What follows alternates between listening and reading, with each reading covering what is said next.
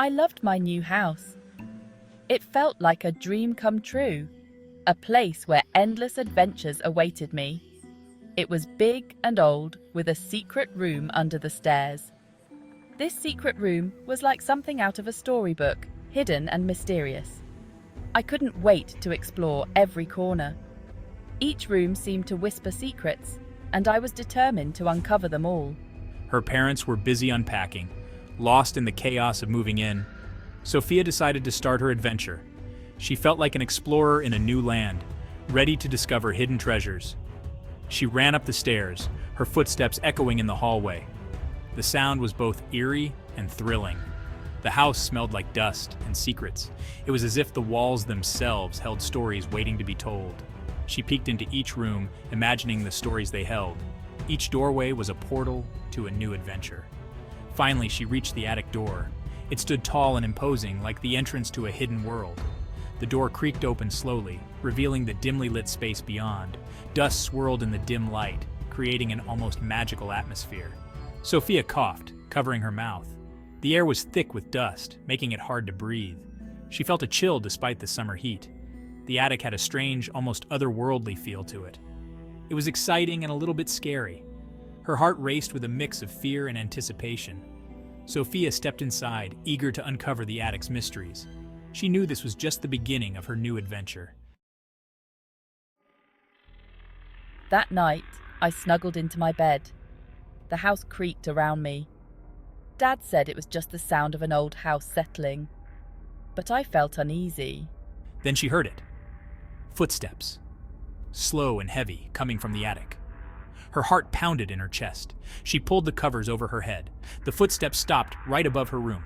Sophia held her breath, listening. Silence. Maybe it was just her imagination, but as she drifted off to sleep, she heard it again. A soft thud, like something heavy being dragged across the attic floor. The next morning, I decided to investigate.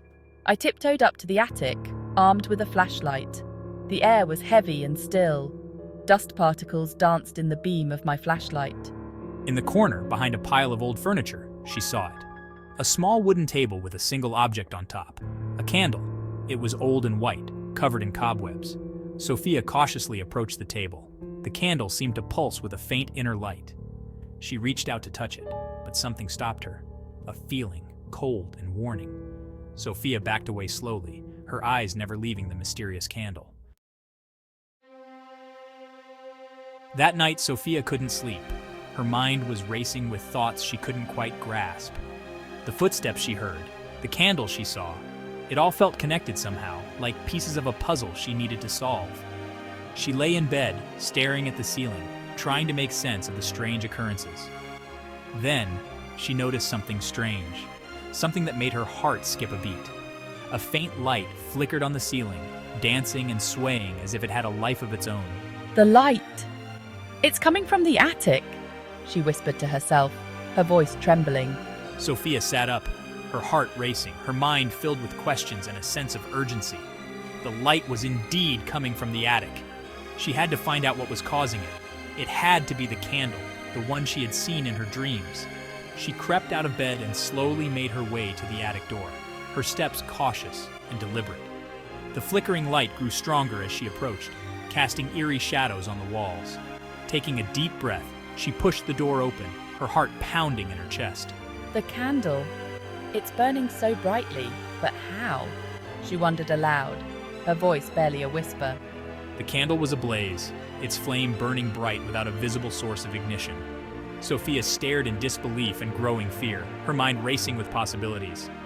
What had ignited the candle? Was it a sign, a message, or something more sinister? And what did it mean? She knew she had to find out, no matter the cost. The next few nights, the same thing happened, over and over again. Every night, the candle in the attic would light itself, casting eerie shadows that danced on the walls, creating a sinister ballet of light and darkness.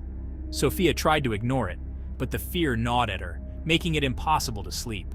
She felt a constant creeping dread. Then one night, she heard something new. Whispers, faint and unsettling. Soft and indistinct, coming from the attic, they seemed to be calling her name, beckoning her to listen. They seemed to slither around the words, pronouncements full of malice. Sophia's blood ran cold, her heart pounding in her chest. She pressed her ear against the attic door, straining to hear, hoping to make sense of the whispers. The whispers grew louder, filled with anger and sorrow, as if they were mourning something lost. They were speaking about her, their words dripping with venom and despair. What? What are they saying? Sophia's voice trembled as she questioned the darkness. Suddenly, a cold hand shot out from the darkness, its long fingers wrapping around Sophia's arm with a grip like ice. She screamed, yanking away and stumbling back, her heart racing with terror. Her eyes darted around the room, searching for the source of the touch, but finding only shadows.